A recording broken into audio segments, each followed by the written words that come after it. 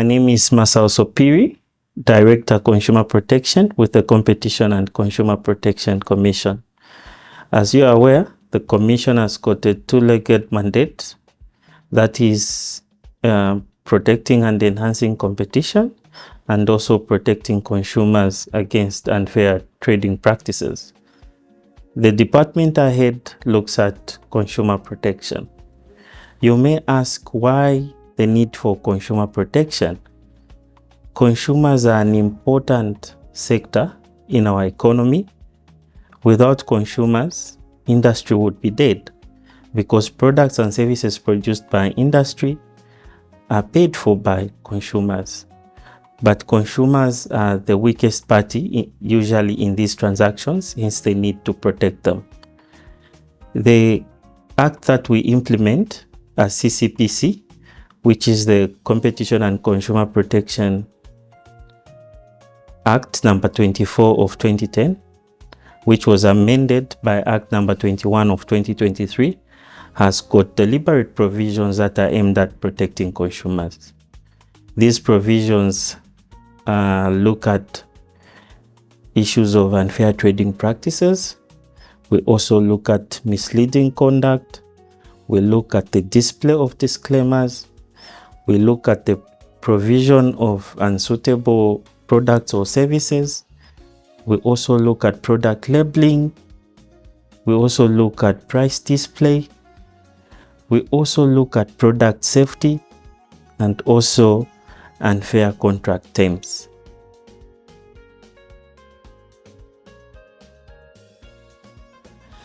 Under our Act, particularly Section 7, which looks at consumer protection, a consumer is a natural person, that is you and me, who buys a product or a service for personal use, but not for resale or for use as an input in the provision of another service or the production of another product. So that is the first point, that when we receive a complaint, that is what we look at in order to establish if it's a matter the Commission can look at or not. Once we establish that the complainant is a consumer, then we will commence investigations. And for complainants, consumers who have an issue, I would love to remind them that it's their duty to ensure that they provide us with as much evidence as possible for us to be able to investigate a case. If there isn't enough evidence, unfortunately, we'll have to close that case. We also do take up cases out of public interest. These are cases mostly that we also initiate ourselves as CCPC through our vigilance programs or surveillance programs, such as conducting inspections, where we visit trading premises and inspect them to ensure that they are providing products or services in accordance with the law.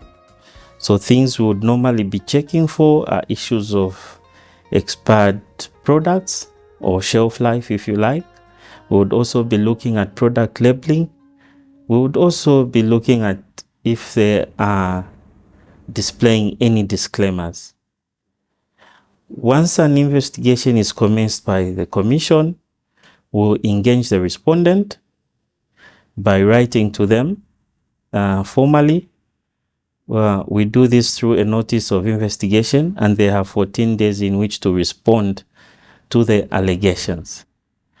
Once we, as a Commission, we conclude the case, it is tabled to our technical committee of the board, who review the work that we've done, and then the case, if approved, proceeds to the full board of commissioners for determination. Now, our cases, if a trader or the accused party does not comply with the directives of the Commission, the board, then they can appeal to the Competition and Consumer Protection Tribunal, or we ourselves as CCPC, if you do not adhere, we'll write what we call a mandatory order letter, and if you still do not comply with that, we'll proceed to commence legal proceedings at the tribunal against the respondent. The sanctions against erring traders are provided for in the law, and for enterprises, the penalty can be up to as much as 10% of the annual turnover. And for businesses that are individual persons, the penalties are framed in form of penalty units, and the highest we can go is 500,000 penalty units. So it is very important for traders out there to adhere to the Act. And as CCPC, we try as much as possible also, whenever we receive a complaint, to bring parties together so that a matter can be resolved amicably. And if it fails, of course, we follow the procedure I've highlighted. CCPC has also got a role to play in consumer education. So we do conduct activities aimed at educating consumers or publicizing our act or what we do as a commission. Information is very important, and that's why we do this, so that consumers themselves can be able to protect themselves. If they understand what their rights are, they would be able to represent themselves even as they lodge in complaints with traders. So we do conduct public sensitization activities through, for example, drama groups. We've got also school clubs that are in various secondary schools and look at matters pertaining to CCPC's mandate. We also do radio programs. We also publish flyers that we distribute to the public.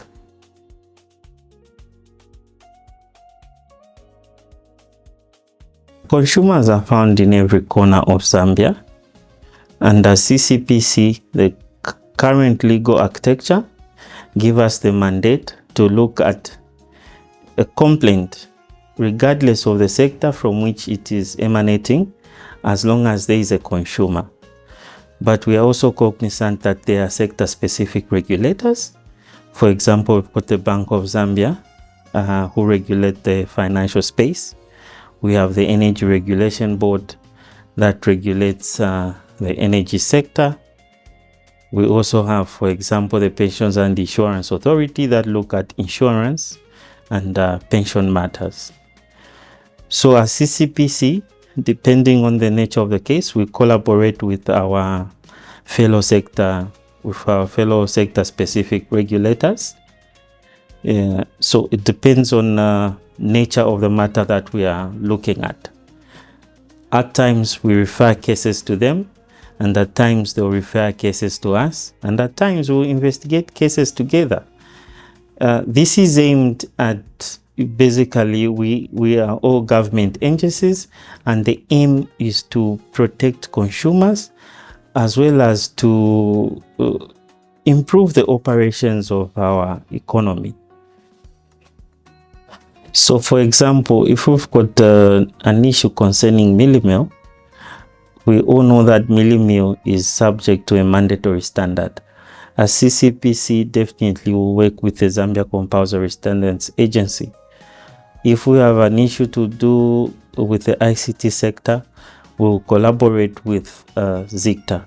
And there are several cases that we've investigated, working together with sector-specific regulators.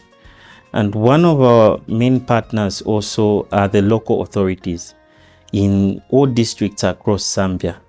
We do work with them regularly when conducting inspections. So, in summary, the Consumer Protection Department investigates consumer cases, conducts education programs for consumers, and also conducts inspections across the country to ensure traders are selling products in line with various laws.